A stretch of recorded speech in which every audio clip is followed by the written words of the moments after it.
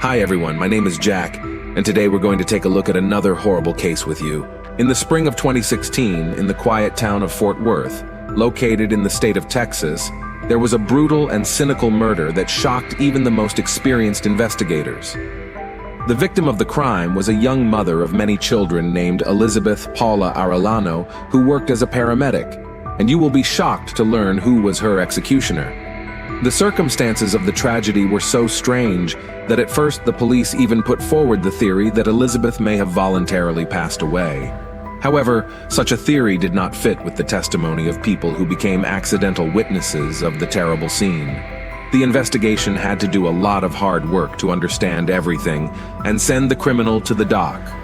However, given the brutality of the crime he committed, the sentence handed down seemed too lenient and unfair to many. Elizabeth Paula Arellano was born in 1987, August 16th, in the American city of Fort Worth, Texas, where she was destined to live all her short life. She grew up with her two sisters, Alessandra and Giovanna, with whom she was always practically inseparable.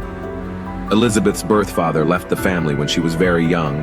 He showed no interest in the fate of his daughter and did not contact her in any way. Soon her mother, Juanita, remarried to a man named Fidel, who adopted her children and treated them as his own. Elizabeth had a very warm relationship with her stepfather, who supported and helped her in everything. The girl studied diligently at school and dreamed of one day becoming a doctor. In high school, she met a guy named Rudolph Arellano, with whom she soon had a romantic relationship. The young man was almost 8 years older than her, which somewhat embarrassed Elizabeth's parents, but they did not interfere with their romance, because the chosen daughter seemed to them a man serious and quite reliable. At the age of 16 years, barely out of school, Elizabeth married her lover legally.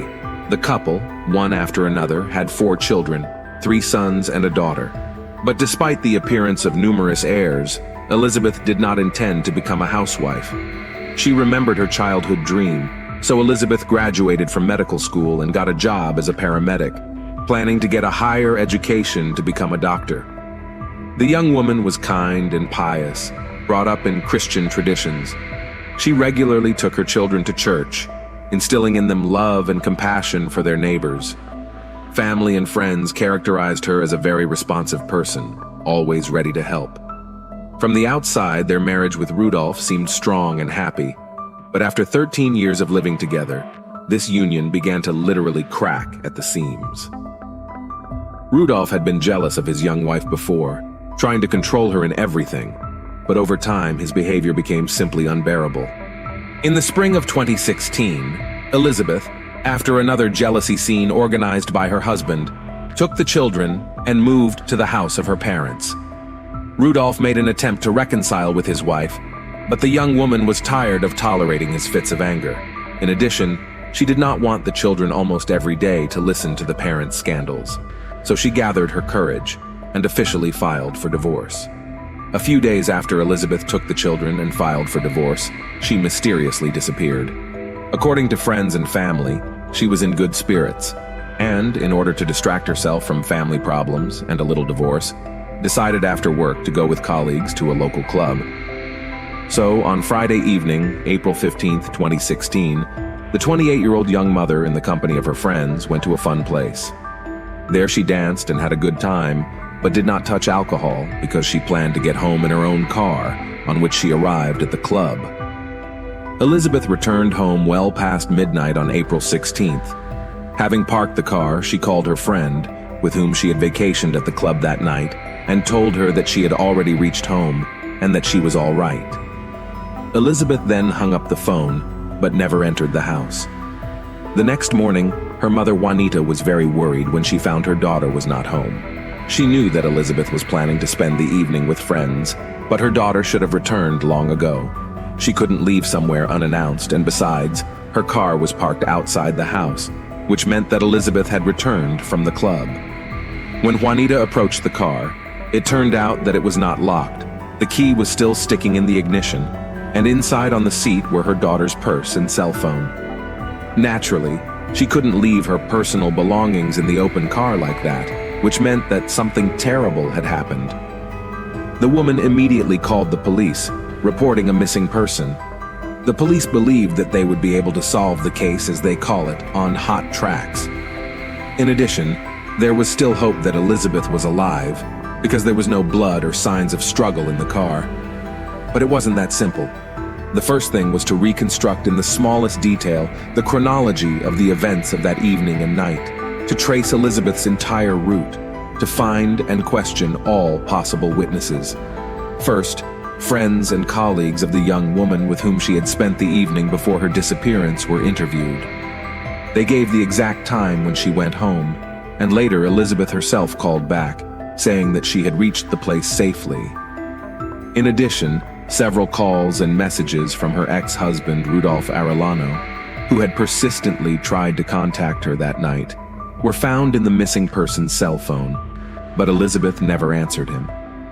Police officers went to Rudolph's house to find out where he was and what he was doing the previous evening and night. According to the man, he had been in contact with his ex-spouse just the night before, and she had promised that she would bring the children to him for the weekend. But afterward, she stopped answering the phone, and he thought she had changed her mind. As for an alibi, Arellano's alibi was questionable. According to him, he sat with a friend at a local bar that evening, and around midnight he returned to his home and went to bed. His friend and several other people who had been relaxing at the same establishment on Friday confirmed that Rudolph was indeed there, but where he went afterward, no one could say for sure. The man assured that he had gone home, but as he now lived alone, there was no one to confirm this. Thus, the police were not going to exclude Mr. Arellano from the list of suspects. Besides, he didn't seem upset or worried. It was clear that he and Elizabeth were in the process of divorce, but they had been married for many years. She was the mother of his children, and it was strange that her disappearance had not affected him in any way. On the night of the disappearance of a young mother, a fisherman called the emergency services to report a strange incident he had witnessed. The man said that he was sitting alone with a fishing rod on a bridge, which is part of an interstate highway, when about 4:30 in the morning, he noticed a car drive onto the bridge, stop, and then the driver pulled out something large that looked like a person and threw it into the water. It also appeared to him that something bulky and obviously heavy was tied to this person. Since the fisherman was at a great distance and it was still dark, he could not see details, nor could he see the make and number of the car. In addition, there was a strong wind on the bridge, so the man could not hear anything. Soon another witness was found walking at night with his dog down by the bridge. He did not see what was happening on the bridge itself, but a heartbreaking scream caught his attention. Then he saw something large flying down from the bridge, followed by a splash and then silence. Based on the testimony of witnesses, the police decided to examine the bottom of the pond near the bridge. A few hours later, divers came across a body with a massive piece of concrete tied to its neck with a rope. The drowned woman turned out to be the missing Elizabeth Arellano. Had it not been for the testimony of a passerby and a fisherman, her body would probably have been discovered very soon or not found at all, because the tide weight did not allow the body to float. Then a version was put forward that the young woman decided to leave her life voluntarily against the background of problems in the family. But this assumption was untenable because it did not fit with the testimony of a witness who saw how someone threw her into the water, nor with the words of relatives, who assured that Elizabeth made great plans for life and would never do this to her children and parents. Elizabeth was still alive when a piece of concrete was tied to her neck and thrown off the bridge. This was evidenced by the forensic medical results, which showed that the young woman had suffocated, and by the testimony of a man who heard her desperate scream as she flew down the bridge. But who and for what reason could have so brutally massacred a mother of many children? Robbery was not considered because none of Elizabeth's belongings were taken. There were suggestions that the killer could have spotted Elizabeth in the club and then followed her home, or someone guarded her at home, waiting for her to return. The ex-husband of the deceased continued to insist that he was sleeping at his home on the night of the murder and had nothing to do with the crime. However, The investigators were still in no hurry to exclude Rudolph from the number of suspects because he had no alibi, and his behavior raised more and more questions. At the funeral, the man put on an act. He wept at the coffin of his ex-wife, saying that he would like to be in her place or die with her. According to his sister Elizabeth, she even believed in the sincerity of his words. In addition, Rudolph actively helped in the creation of a charitable foundation to raise funds for the ceremony of farewell to his wife. But after the funeral, when the man was once again called to testify, he already looked and behaved completely different, as if nothing bad had happened in his life. After a detailed examination of all the CCTV footage from the last route Elizabeth took, it was determined that a car of the same make and color as Rudolph's had driven away from her parents' house around 3 a.m. The neighbor also recalled seeing the car parked on the road near the deceased's house. Their neighbor also recalled seeing the car parked on the road not far from the deceased's house. Moreover, it was established that the car had subsequently driven towards the very bridge from which the woman had been thrown. This circumstance raised many questions, and when the investigation requested Rudolph's cell phone data on the night of the crime, the questions became even more.